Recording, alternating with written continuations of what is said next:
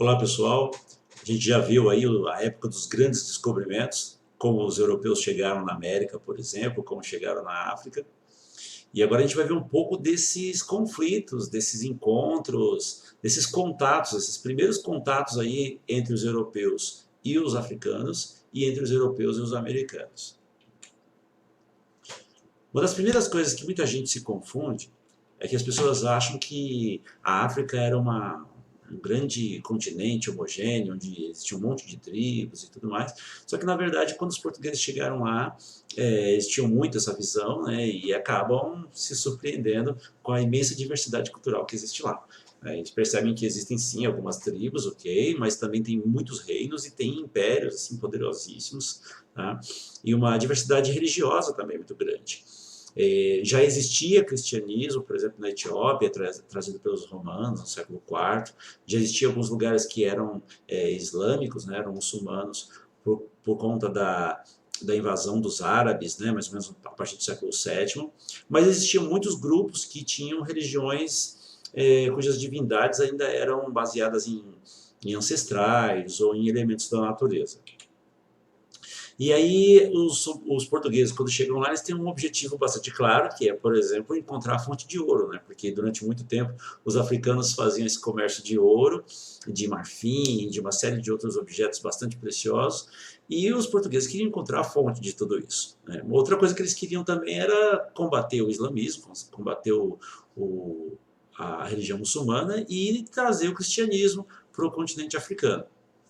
E aí eles se deparam, como eu disse para vocês, com cidades que têm uma arquitetura fantástica, com um imenso comércio, uma agricultura bastante desenvolvida e uma coisa que eles não esperavam, que era a metalurgia. Em alguns aspectos até melhor do que a que eles tinham. E aí, bom, em 1415 eles têm a primeira conquista, né, da África, é a que marca o começo da expansão dos portugueses sobre o continente africano, que é a conquista de Ceuta, em 1415. E aí eles começam ali o que a gente chama de périplo africano, que é aquela volta que eles dão em torno do litoral da África até chegar lá na Índia, né? E aos poucos eles vão parando em vários lugares, que eles vão fazendo uma série de feitorias. As feitorias são uma espécie de fortalezas e, ao mesmo tempo, é uma espécie de armazém, porque eles guardam ali os produtos que eles vão comercializar e, ao mesmo tempo, eles guardam militarmente, eles protegem militarmente aquela região que, para eles, é uma fonte de lucro, né? Bom, no Congo especificamente, é claro que assim, daria para falar de vários lugares que eles dominaram, mas no Congo especificamente, vamos falar um pouquinho que assim, no começo eles têm contatos pacíficos, tranquilos, uma série de acordos, e aí eles conhecem a cidade de Mbanza, com 100 mil habitantes, que para o padrão europeu da época era uma cidade bastante grande. E percebem que o rei do Congo, que era chamado de Manicongo, era muito poderoso, né, cheio de serviçais, uma série de cercado de luxo, né, e havia um comércio de escravos bastante intenso na região. E aí acabam acontecendo uma série de acordos, né, em que os portugueses cedem a sua tecnologia em troca da obediência, de acordos comerciais com os congoleses. E é claro que assim, os congoleses se convertem ao cristianismo como uma forma de manter esse acordo e até porque acreditam que, servindo ao Deus cristão, eles vão ter acesso a todo aquele poderio da tecnologia dos portugueses. Bom, e aí o Congo vai sendo aos poucos cristianizado, eles vão recebendo a religião cristã, vão se batizando, e aqueles costumes culturais que eles tinham começam a ser estranhados, né?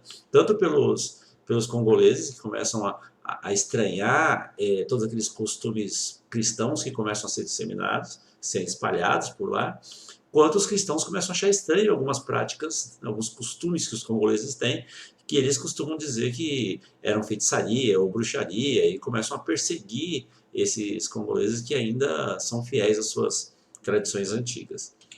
Bom, e aí a gente vai para a América, né?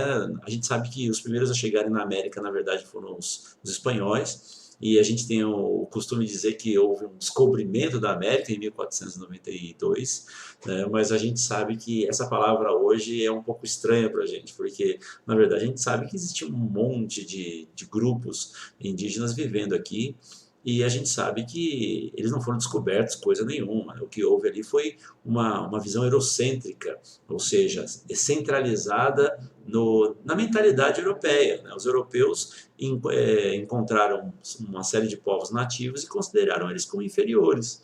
E aí, esses encontros culturais vão gerar uma série de estranhamentos e principalmente de confrontos entre eles, né? Por um lado, existe um certo desprezo por considerar que os nativos americanos são inferiores, e por outro lado também tem uma admiração, porque uma série de novidades para os espanhóis, para os europeus, aparecem aqui. É, que eles não esperavam que tivesse uma dimensão tão grande assim o desenvolvimento dos nativos americanos. E aí eles tentam enquadrar esses nativos americanos nas necessidades mercantilistas, nas necessidades do comércio dos europeus, e ao mesmo tempo os nativos americanos começam a reagir a essa dominação, a essa tentativa de exploração.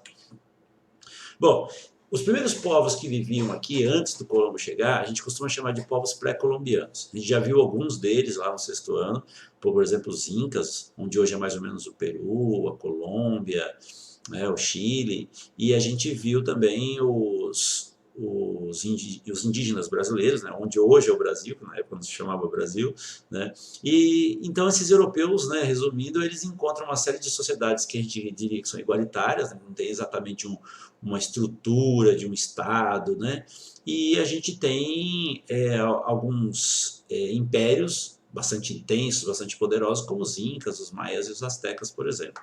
Tá? E uma das grandes surpresas dos europeus, né, principalmente dos espanhóis, é a cidade de Tenochtitlan, que é, assim, para começar, é edificada sobre uma lagoa, né? Eles fazem uma série de estradas, levantando assim, paredes mesmo do chão, né, vamos dizer assim, do solo, até chegar à superfície para conseguir chegar a essa cidade que fica bem ali no meio da lagoa. E aí tem uma série de uma rede imensa, né, de comércio, serviços, sistema judiciário, que os espanhóis jamais imaginaram que ia encontrar ali na América. Bom, uma das coisas que os espanhóis, por exemplo, criticam nos relatos deles, dessas viagens, é, por exemplo, a prática de sacrifícios humanos, que era muito comum entre os nativos americanos, e que, assim, eles acham muito estranho e acham que esses costumes têm que ser substituídos pela religião cristã, né? E por outro lado também a gente vê por parte dos nativos americanos um estranhamento em relação, por exemplo, às embarcações, né? As embarcações dos europeus eles acham que é uma espécie de montanhas que ficam flutuando sobre o mar. E assim, eles veem, por exemplo, os cavalos e acreditam que os cavalos sejam uma espécie de extensão do corpo dos cavaleiros. Então, tanto do lado dos europeus quanto do lado dos nativos americanos, dos indígenas, existe um estranhamento, existe uma admiração, existe um espanto diante das diferenças. Bom, os portugueses na América, né? No caso a gente fala da América, mas a gente sabe que é especificamente no Brasil, né? Que na época não se chamava Brasil, né? Então, durante bastante tempo se chamou, por exemplo, de América Portuguesa. Tá?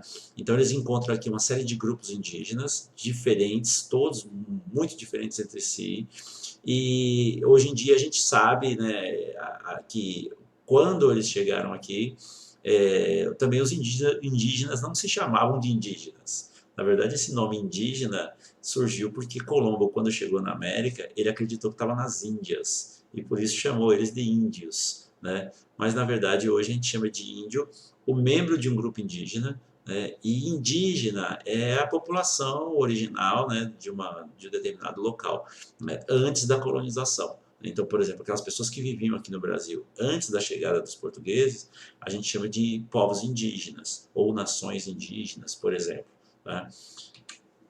Bom, quando os europeus veem os indígenas, né, quando os portugueses veem aqui os indígenas que já viviam aqui antes deles chegarem, eles estranham porque eles partem de uma coisa que a gente chama de eurocentrismo, que é achar que tudo gira em torno da Europa, que o padrão da Europa que é o certo. Então, algumas frases que eles dizem, por exemplo, que os indígenas não têm rei, não têm lei, não têm fé, porque são costumes muito diferentes dos europeus. E eles criticam, por exemplo, o fato de alguns grupos indígenas praticarem o canibalismo, né? Ou antropofagia, que se alimentar, por exemplo, dos inimigos como uma forma de ganhar força, né? E a coragem dos guerreiros, por exemplo. Ou, por exemplo, o fato deles andarem nus, eles apenas pintarem o corpo, mas não usarem roupas. E os indígenas, por sua vez, eles acham estranho, né, a necessidade dos portugueses de querer lucrar, de querer ganhar cada vez mais, de querer explorar a terra, de levar uma série de recursos para a Europa e depois de começar a querer escravizá-los, porque eles não tinham essa prática entre eles de escravidão. Então, para eles é estranho esse costume dos europeus de querer escravizá-los. E é claro que eles resistem a isso. Bom, é, nesse, nesses contatos todos aí, é claro que existe uma série de trocas culturais, tá? Então, por exemplo, tanto os portugueses influenciam os europeus, quanto os europeus influenciam, digo, tanto os americanos, nativos americanos, influenciam os portugueses, quanto os portugueses influenciam os nativos americanos, os indígenas. Tá? E por sua vez também, assim, muitos dos costumes que os europeus trazem para cá vêm, na verdade, da África. Bom, então a gente vê, por exemplo, alguns relatos de europeus usando, por exemplo, a rede, né, que era um costume dos indígenas. A gente vê, por exemplo, que alguns alimentos que vieram para cá da Europa, como o trigo, a cebola, a laranja, passam a ser cultivados aqui no Brasil. E a gente tem alguns produtos, por exemplo, como o tomate, a batata, o feijão, o milho, o chocolate, que acabam saindo daqui da América em geral, né, para ir para a Europa. E uma atenção especial aí a gente deve dar ao chocolate, que assim, para os povos que viviam aqui na América, era uma bebida divina, era uma bebida que se oferecia aos deuses. E aí eles começam eles mostram para os europeus e os europeus se encantam, né? E até hoje o chocolate é uma bebida apreciada em tudo quanto é lugar do mundo, né?